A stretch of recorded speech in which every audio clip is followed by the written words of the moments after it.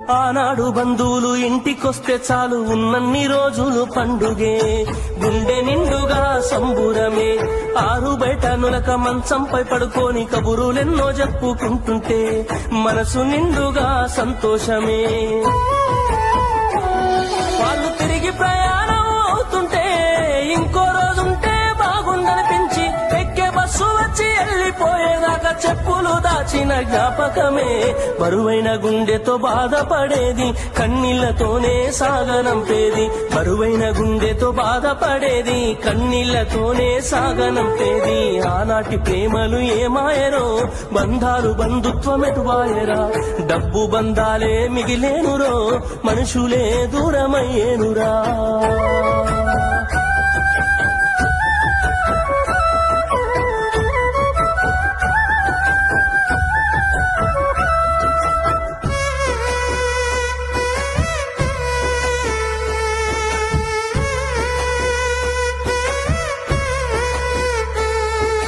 రాను రాను మనిషి కొత్తదనము కోరి స్వార్థముతోనే బతుకుతుండే, విలువలన్నీ నేడు మరిచిపోయే.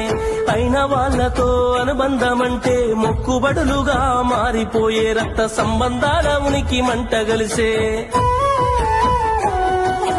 ఒకటే ఊరిలో ఉంటున్నా ఏడాదికోసారి కలుసుడాయే, ధనవంతులుగా కొంత మారిపోతే నిరుపేద బంధువుల మరిసిపోయే.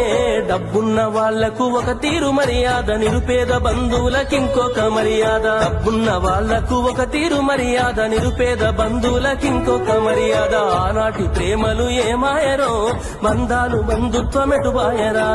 ఆనాటి ప్రేమలు ఏమాయరో, బంధాలు బంధుత్వమెటువాయరా.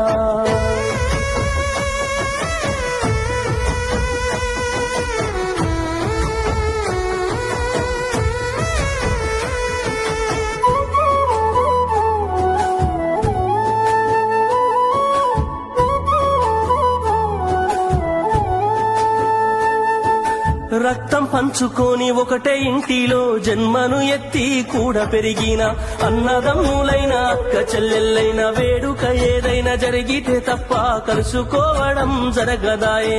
మనసారా మాట్లాడుకోరాయే.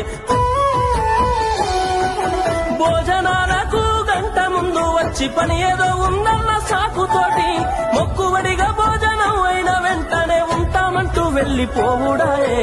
కనతల్లిదండ్రులను పలకరించే తీరిక లేని సంపాదనాయే, కనతల్లిదండ్రులను పలకరించే తీరిక లేని సంపాదనాయే. ఆనాటి ప్రేమలు ఏమాయరో, బంధాలు బంధు